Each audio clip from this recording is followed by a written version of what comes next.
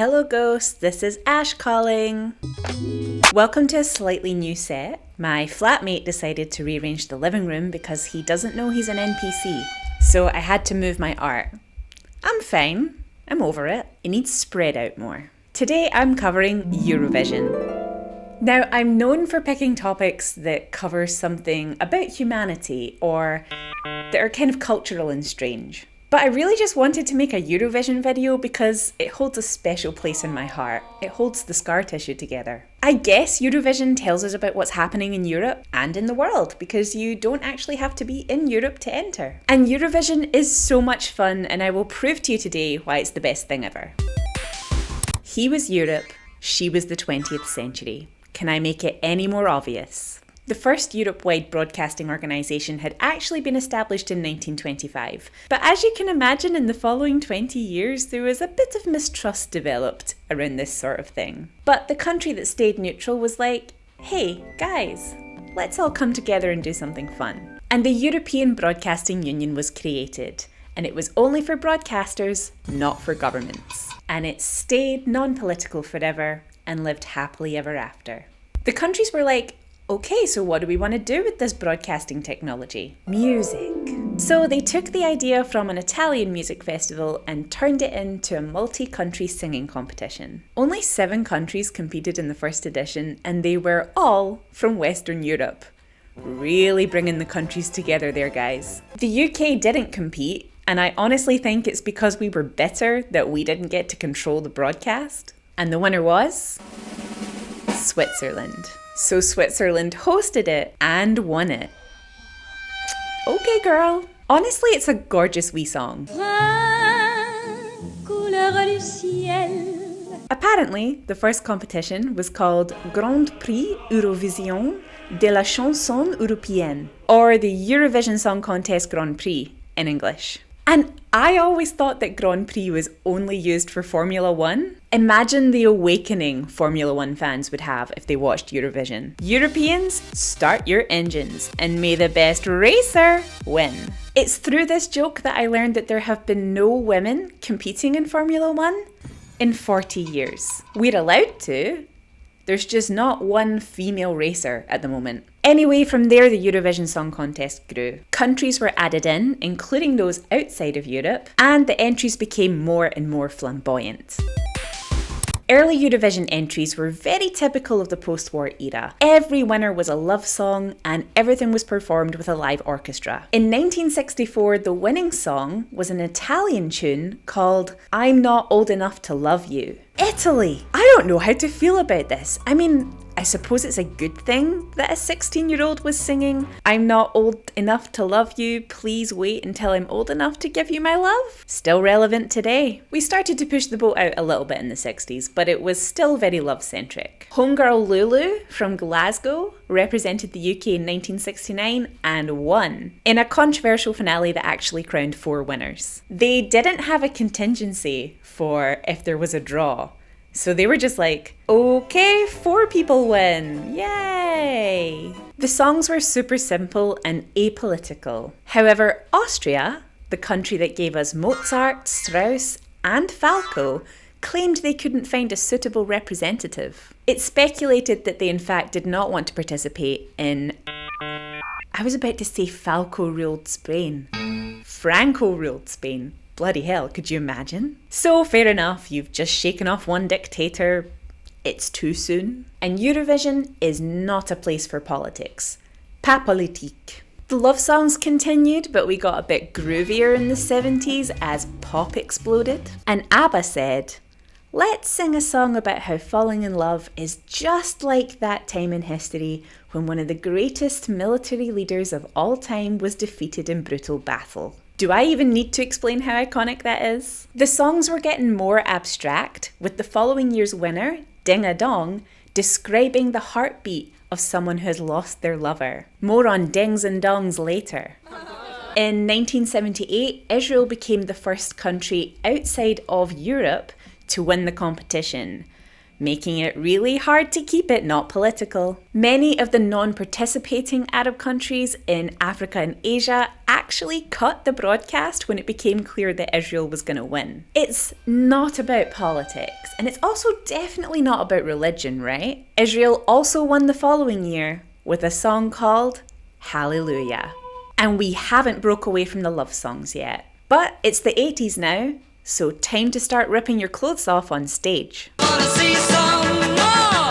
Here we start to see a rise in the gimmicky campness of Eurovision. At this point in history, we begin to see musicians really commit to the core and spectacle of their genre. I think this is a really interesting time in Eurovision because there's commitment on all fronts. In 1988, Celine Dion, a woman who's considered one of the greatest singers of all time, competed for Switzerland. And yet, a decade later, when I was growing up, serious artists wouldn't be caught dead on the Eurovision stage. But before my 90s nostalgia, at the fall of the Berlin Wall, an influx of Eastern European countries started to join the competition. And the song that won after the fall of the wall was an Italian tune called Insieme: 1992. Hey, it's Editing Ash here the night before Eurovision is on this year, and I'm editing my video, and yeah, it's not Insieme, it's Insieme, which sounds way more Italian and makes much more sense. Basically, when I looked this up, whenever I checked this, which I think was Wikipedia, spelled it wrong. And I put that in my notes, and that's what I said on video, and it's wrong. So sorry, Insieme 1992. Even though this competition was in 1990, it was in reference to the year that the European Union would begin operation. The song was about bringing the nations of Europe together. Finally, something that isn't just about one person loves another, but definitely not about politics, just about music. In the early 90s, the Republic of Ireland had 3 successive wins, and then another win a year later. And when you win, you have to host. And when you host, you spend a lot of money. We have company. Where am I supposed to put my microphone? This is so awkward. This led people to believe that Ireland sabotaged further entries so that they wouldn't win the competition again. And simultaneously, the stage props, the gimmicks, and the commitment was getting more and more intense each year. And with the inclusion of so many countries, at the end of the 90s and beginning of the noughties, the Big Five was established. This gave the UK, France, Spain, Germany, and Italy unconditional inclusivity because they donated the most money to the event. This means that these 5 countries don't have to take part in the selection process, we're just automatically entered, but it also means that we don't know how bad we are until we get on the stage. Some people believe that the UK's dismal results are political. Not least our previous commentator Terry Wogan, who was so convinced that Eastern European countries were in cahoots and voting for each other's terrible pop act and not the UK, that he quit. Couldn't be possible that they actually enjoy each other's music and have shared culture and language. No, they just hate the UK and our wildly successful pop duo Gemini. Mille pois et pas politique. But the campness of Eurovision was making a positive impact in other ways. Except Eurovision decided to ban gay kisses. Eurovision isn't gay. This is not a gay show. No gayness here. This is for straights. Now settle down as a family and watch these monsters shout at you about the religion of rock. Lordy did make my teenage years more bearable. When I tell you the emo community was stunned. But Eurovision had cultivated a large LGBT fan base from the 90s onward. As far back as 1961, queer artists had performed, albeit not out, but coded. And in 1988, Israel's Dana International, the first trans contestant, won. And the contest has seen a slew of drag performances over the years, most notably 2014's Conchita Wurst, whose name translates to conception sausage. But the competition gets a bit of heat for pinkwashing. Basically, it's fairly easy to portray your country as progressive and LGBT friendly by hosting a colourful, multicultural camp event. It empowers countries to boast about things like same-sex marriage laws, which are not available in every European country. But it ignores the beliefs of the individual and paints a picture that this country good and this country bad. The UK be like, oh, you don't let gay people marry? Monsters. But it's like, don't you deport people who are not a threat to society at all just because they're not white? But this is not a political broadcast. At this point, countries are submitting absurd, convention-breaking, fun-having, nightmare-inducing, interesting, never the same, totally unique, sorry I got Lady Gaga'd away there, cool songs and artists into the competition. Why not? The world is a strange place in the 21st century. And TV is hemorrhaging viewers to the internet anyway. Please like and subscribe. We begin to get some actual bangers from Eurovision as well. Like, remember Lorene's Euphoria? I still hear that in the club. And the one day a year that I go to the club. The support club for people who work in television. Now, there are lots of countries that are not in Europe, but take part in Eurovision. And it kind of makes sense because they're on the border, the broadcast reaches them. But then there's Australia, on the other side of the globe. Australia are 9 hours ahead of the UK, meaning their broadcast of Eurovision starts at 4 a.m. I mean, I would wake up for it. My camp sense would tingle. I've got a cat on my lap. My flatmate's just gone for a shower and put music on. And it's like the day before Eurovision, I have to do this. In 2019, Israel hosted the competition again, causing political groups to call for a boycott, which caused other groups to call for a boycott of the boycott because it would prevent peace. But in 2020, the whole competition was boycotted by science. The Eurovision Song Contest had to be cancelled because of the global crisis that we were all going through. But it just so happened that Netflix had been making a film called Eurovision Song Contest: The Story of Fire Saga, a fictional depiction of an Icelandic duo who travelled to Scotland to compete in the Eurovision Song Contest. What were the chances? And they f***ing nailed it.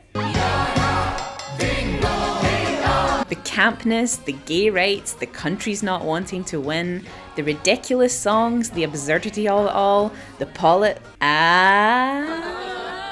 politique. Play Ya Ya Ding Dong has become the slogan of camp people all over the world.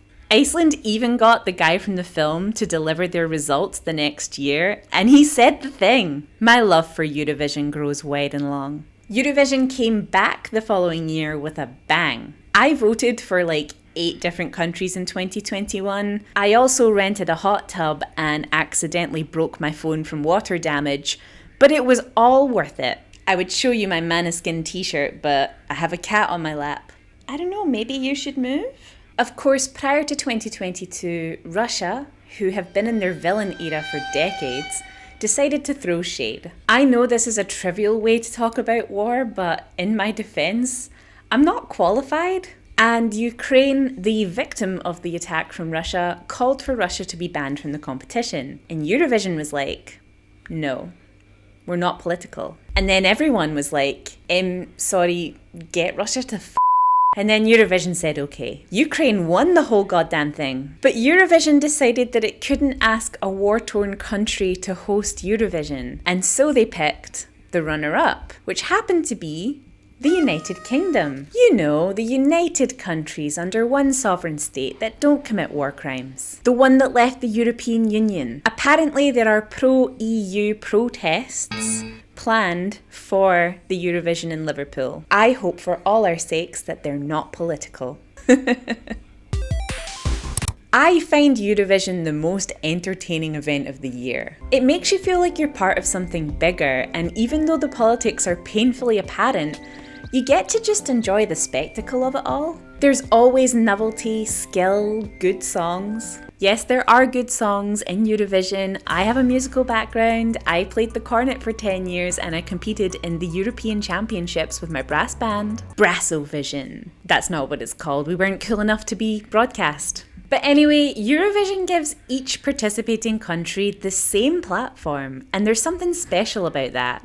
And it diversifies your palette of music. God, I sound pretentious. So I'll be celebrating the campus event of the year with some fruit cider, friends, and an open mind. Let me know what you love about Eurovision. And if you don't love it, tell me my video sucks. What do you have to lose? You're cool? I wouldn't worry about that. See you next time.